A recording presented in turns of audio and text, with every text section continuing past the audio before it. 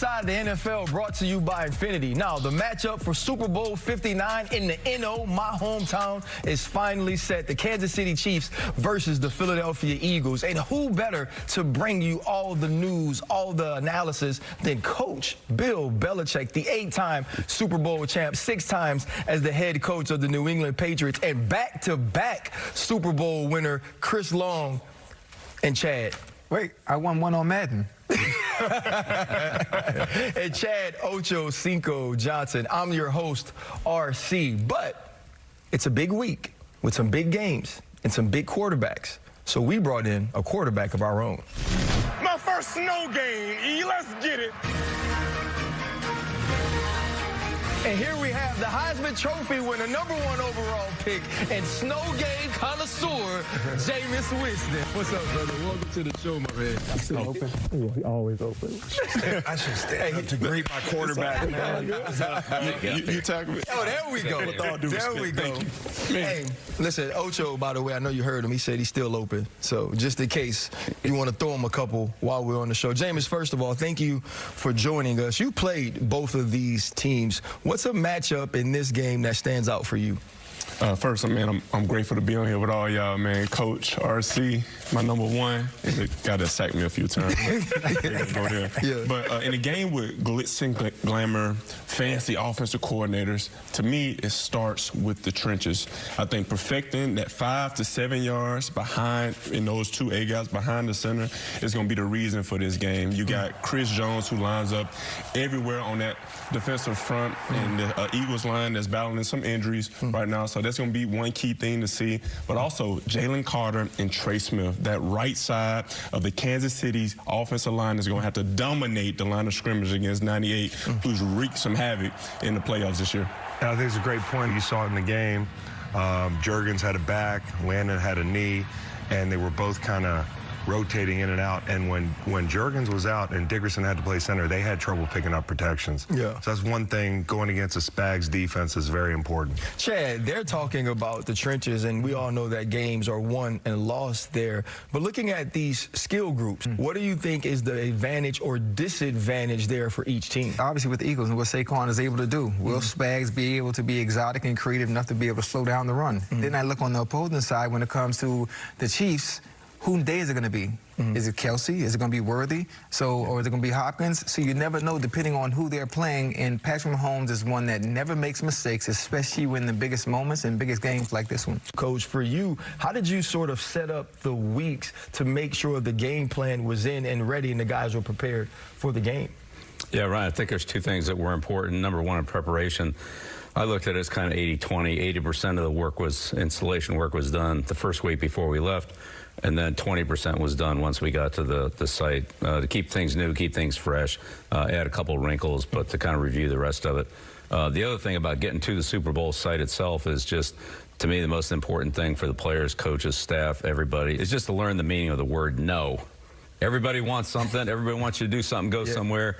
No, just let's concentrate on the game. Don't worry about whether your uncle has a king or a queen-size bed in his room. Just win the game and then worry about it afterwards. That's all we're going to remember is who wins this game. And so all the rest of it is put it off till the off season if you can. I remember watching film on a Friday night in the hotel. Somebody comes in and says, "Hey, we got to go to the owner's party." Right. I said, "What are we doing?"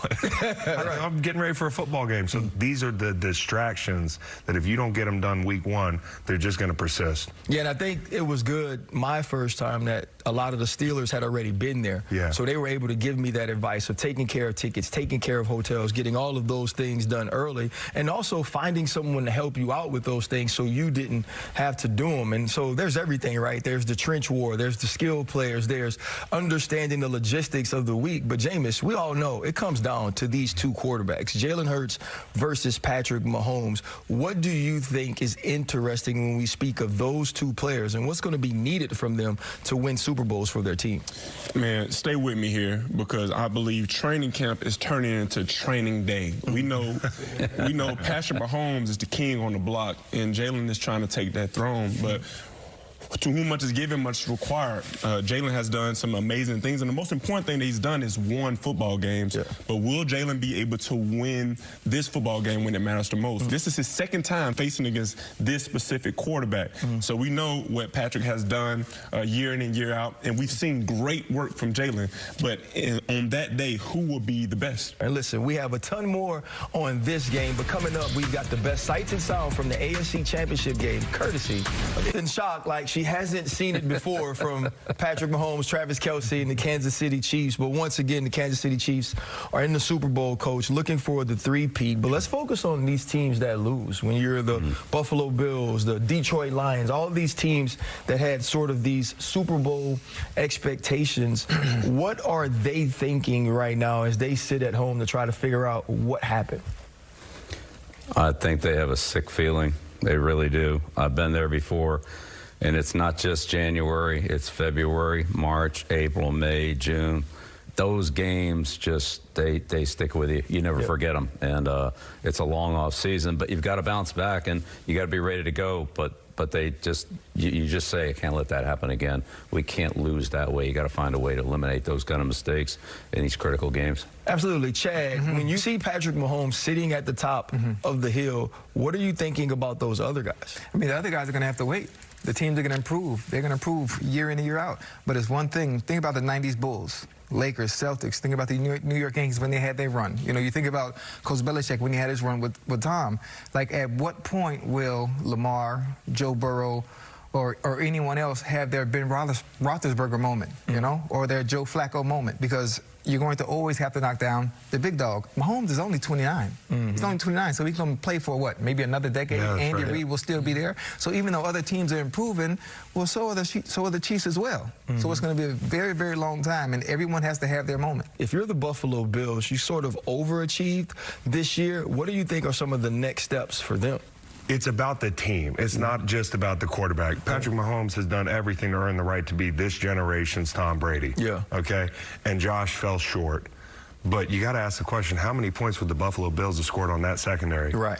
That's not good enough to be in the playoffs this deep, and definitely not good enough to beat the Chiefs, who have played complementary football and kept good to great defenses on the field through the whole tenure. So I have a question for you. Would you rather be sort of wide receiver by committee, or would you like to know on 4th and 5, I have a guy on the outside that can win in this sort of moment? So when you're in those situations as the quarterback, you're analyzing, who can I trust, right? Who's going to win my one-on-one matchup at any given moment? Like, who is my matchup nightmare on their team? Like, who's the duck for them? Like, no question. Has that one player that you like, that person's going to get attacked the whole game. We would call them fish if they were offensive linemen. So if you had an offensive lineman that was a problem, we'd call them fish. Yeah. But that's what the playoffs are about, too, is finding the weakness.